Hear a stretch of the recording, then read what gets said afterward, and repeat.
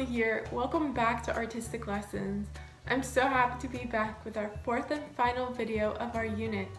Artistic Lessons focuses on artists with disabilities in the 20th and 21st centuries.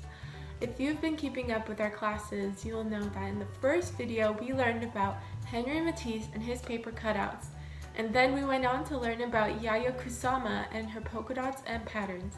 And last week we learned about Keith Haring and his dancing figures.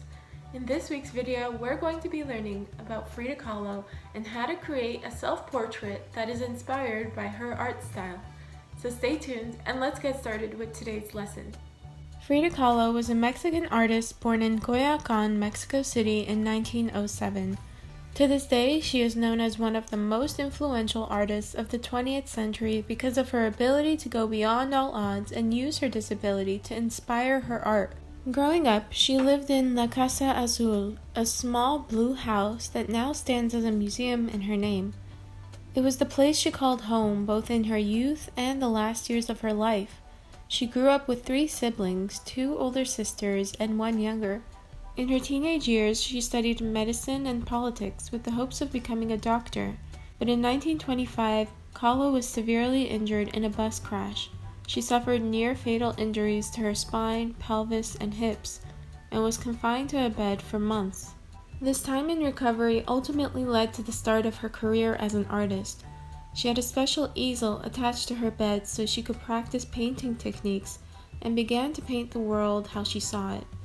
Her life was forever changed by the accident, both physically experiencing lifelong health complications and the psychological effects of her disability in her work.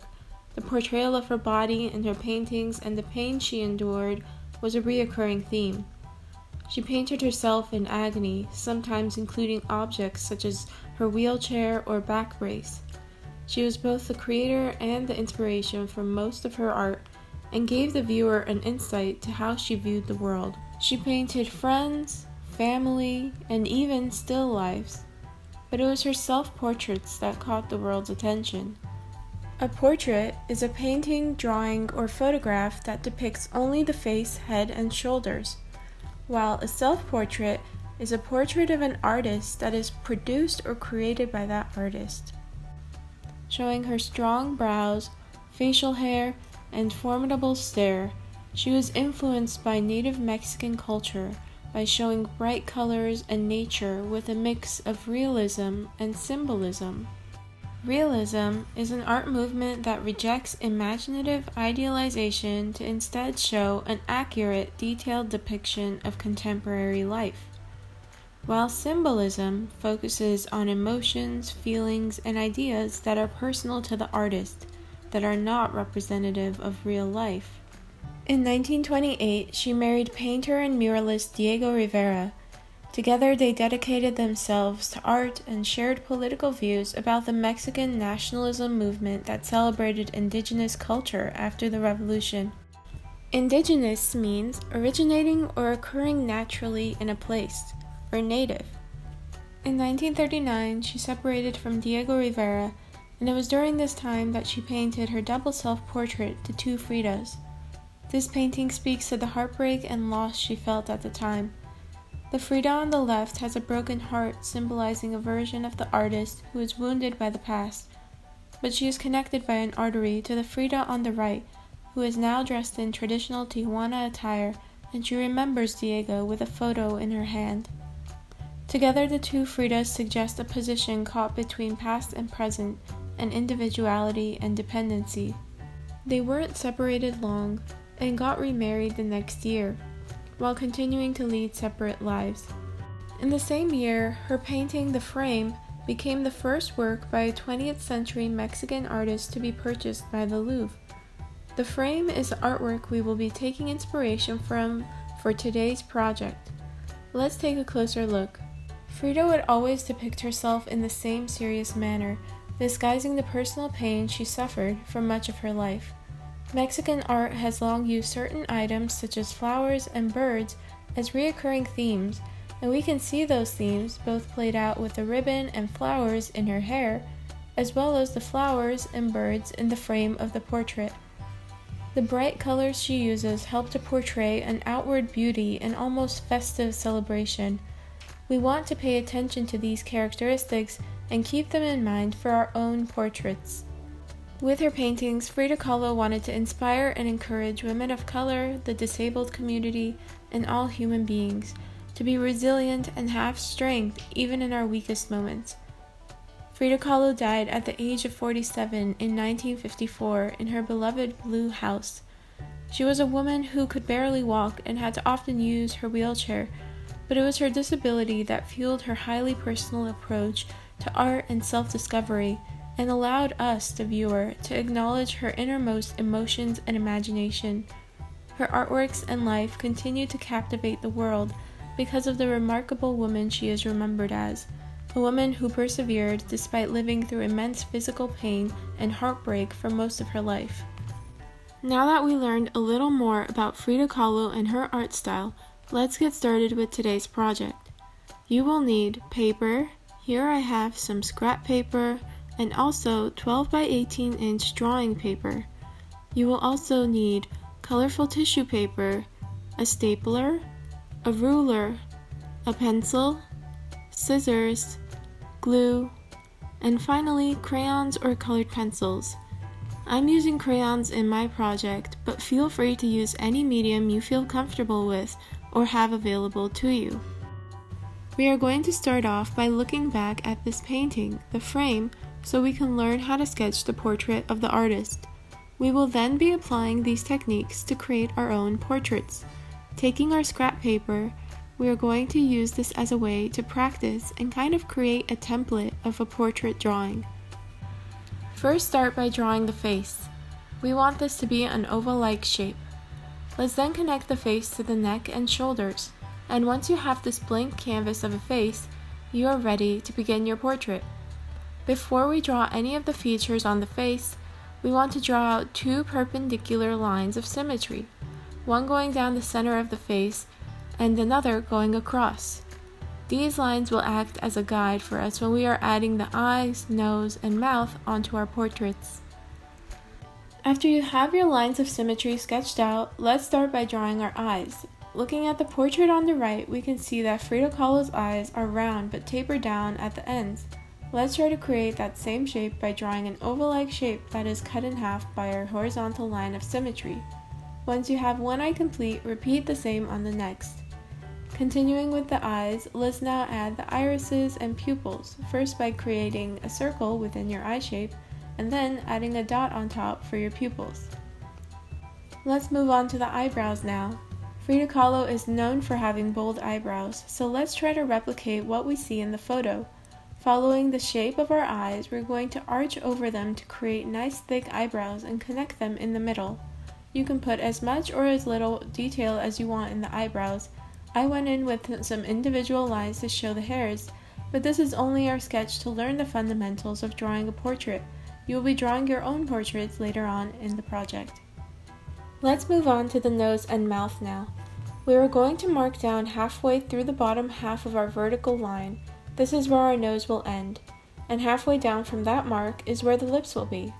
To draw the nose, slope down from between the eyes at the crossing of your lines of symmetry, and bring down the nose to a rounded tip. For her hair, I added some bangs, and for her lips, try to maintain the pursed look that Frida Kahlo is known for. And of course, don't forget the ears. I went ahead and added a necklace, but it's up to you whether you want to recreate the ribbons and flowers found in her hair and any other accessories you might want to add. This is your time to experiment with what can be done on a portrait, and once you complete your Frida portrait, we can now move on to our final paper. Taking our 12 by 18 inch paper, we are first going to start by measuring out the frame. Taking our ruler, we want to draw a 2-inch border for the length of our paper. I did this by creating dashes at the 2-inch mark and connecting the dashes to get a straight line. Repeat this on both sides and then turn your paper. For the short sides, I measured out a 3.5-inch border, following the same method of drawing marks and connecting the dashes to draw a line. Once you have all 4 lines drawn out, you can now go back and erase the lines that overlap. Our paper is now ready for our portrait. We're going to begin the first step the same way as before by drawing the face, the neck and shoulders, and the lines of symmetry.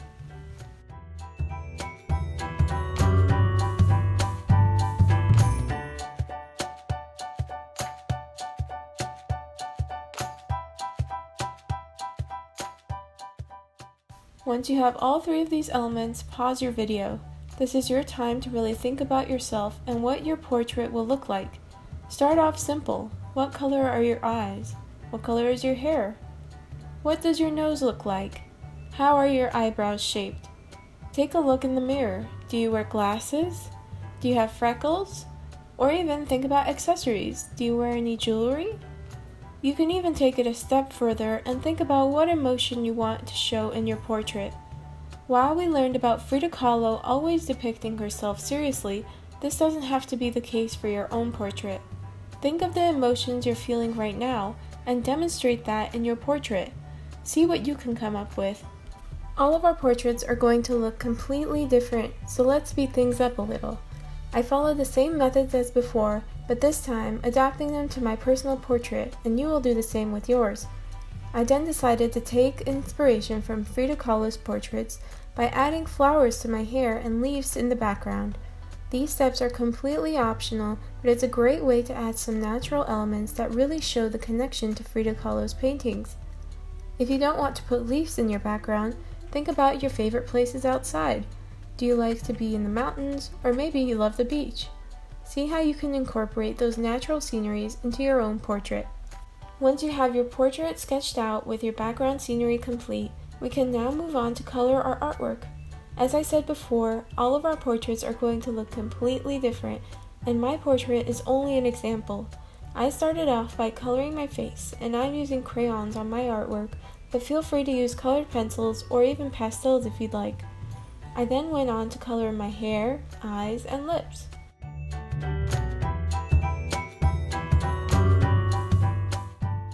For the flowers in my hair, I did a gradient of reds, oranges, and yellows by blending the colors together, but you can use whatever color combinations you would like. Frida Kahlo was known for her use of vibrant colors, so see what you can come up with. And finally, I'm coloring the leaves in the background with green and blue behind it for the sky. We now have our completed portrait, but what about our frame? For our frame, we're going to learn how to create paper flowers out of tissue paper. If you don't have tissue paper, a great alternative is to draw your flowers like we did before. This will allow you to experiment with a wide array of colors, shapes, and sizes while still giving your portrait the frame of flowers that really speaks to Frida Kahlo's painting. Let's take a closer look at how to create these paper flowers. For our first flower, we're going to start off by cutting out 6 square pieces. I find it easiest if you fold your tissue paper and cut through it to create the same size pieces. The squares can be big, medium, or even small, depending on how big you want your flowers to be. Once you have your 6 squares, you're now going to staple them together and draw a circle on it. I used a small cup, but you can also freehand this part.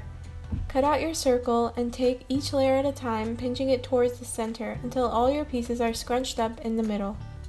And there you have it, you have made your first paper flower. For our second flower, we're going to start off with 8 square pieces this time. 4 small squares and 4 slightly bigger squares. Taking our bigger squares first, we're going to fold it into a triangle 3 times. Once we have our third triangle folded down, now we can cut the flower petals by cutting one side into a pointed edge. When you open it back up, you are left with flower petals. Repeat the same for the smaller squares. Once you have all your pieces cut out, you can now staple them together and scrunch them up to create a fuller look. Repeat these 2 flower techniques, alternating in different sizes and colors, and see what you can come up with to fill your frame. Once you have all your flowers cut out, you can now begin to arrange and rearrange them however you'd like on your frame. And when you have your entire frame filled, the final step is to paste down your flowers.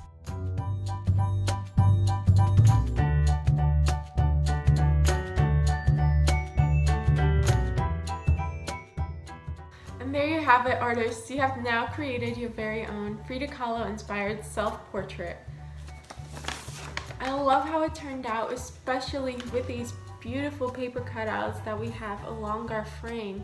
I think it gives the portrait such a great three-dimensional aspect. With this unit, I hope you take away that a disability should not stop you from pursuing your passion for art. All of these artists, Henry Matisse, Yayoi Kusama, Keith Haring, and Frida Kahlo, use their disability as a way to harness their art style and artistic abilities. I hope you enjoyed watching and learning from these videos as much as I enjoyed creating them for you. And I truly hope the message from these artists stays with you and speaks to you every time you see your own creations. Thank you for watching, and I'll see you again soon. Bye.